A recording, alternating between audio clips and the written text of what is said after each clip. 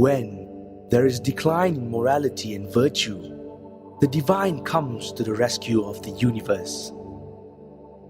When the greed of materialism threatens humanity's spiritual core, God sends a paragon of righteousness to liberate us all.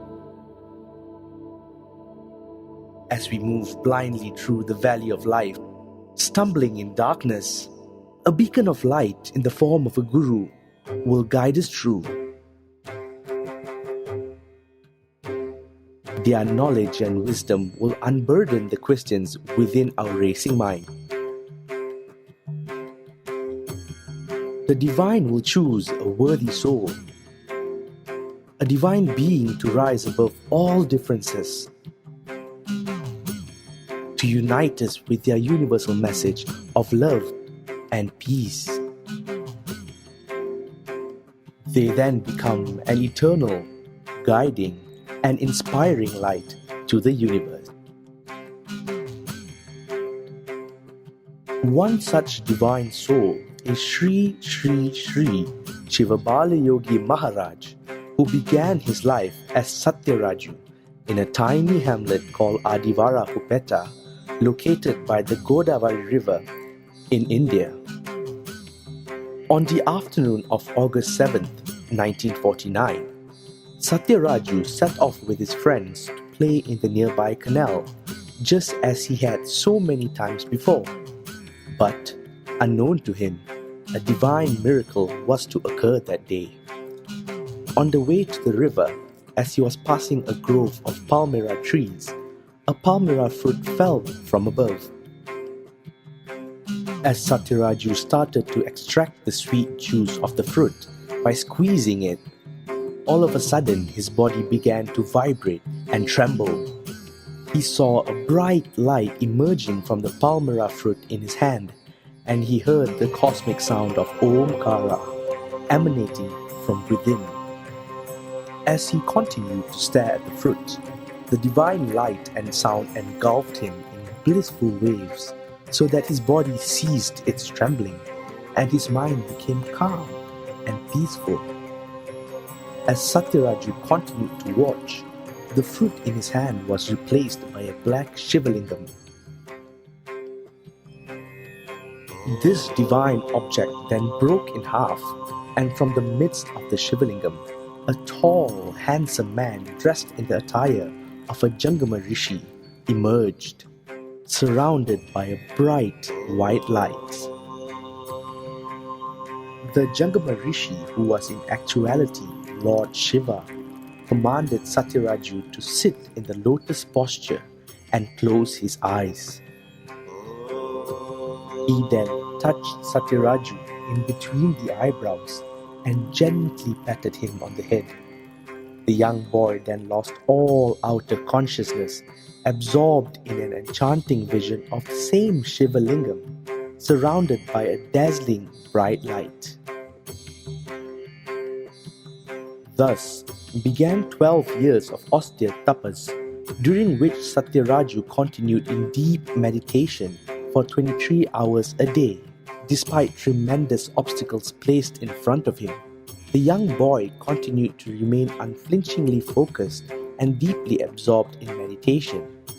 These 12 years of intense tapas were spent in samadhi, a state where there is complete standstillness of the mind.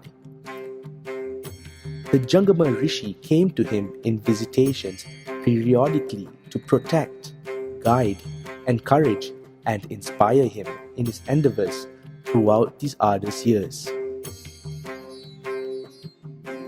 In June 1961, Satyaraju passed into Nirvikalpa Samadhi, a state where the mind recedes completely and thus merges with the infinite and eternal self. On August 7, 1961, signaling the completion of 12 years of tapas, Lord Shiva and Goddess Mother Parvati manifested in their divine form and conferred their blessings upon him.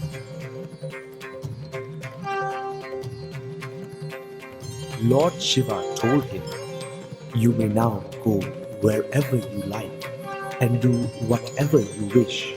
You may ask for anything and it shall be granted to you."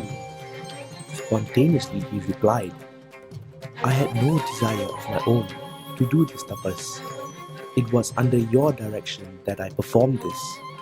Now, I have also no desire for anything and will do whatever you direct me to do."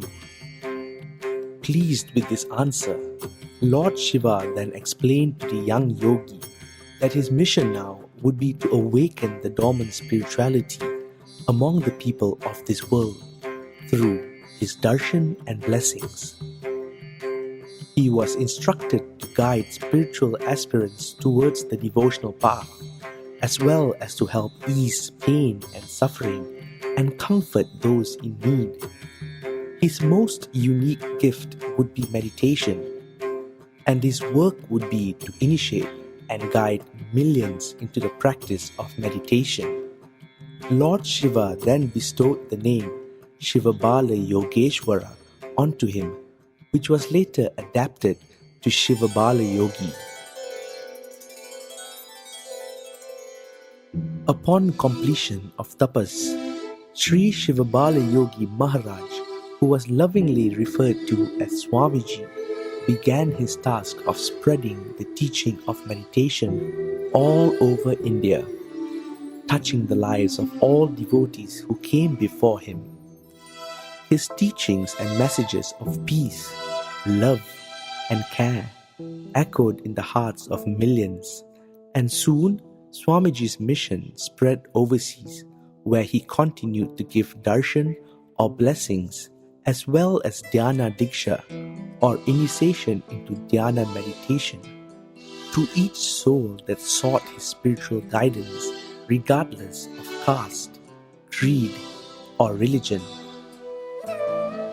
Swamiji's unconditional love and care towards all shone through like a ray, capturing the hearts of all his devotees. His words proved a salve that calmed the troubles of the heart, and his wisdom stilled the turmoils of the mind.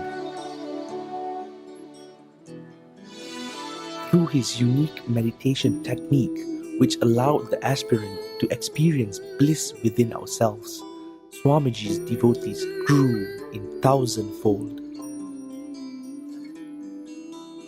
On the 28th of March 1994, after tirelessly serving his devotees for so many years, Sri Swamiji dropped his physical form and entered Mahasamadhi.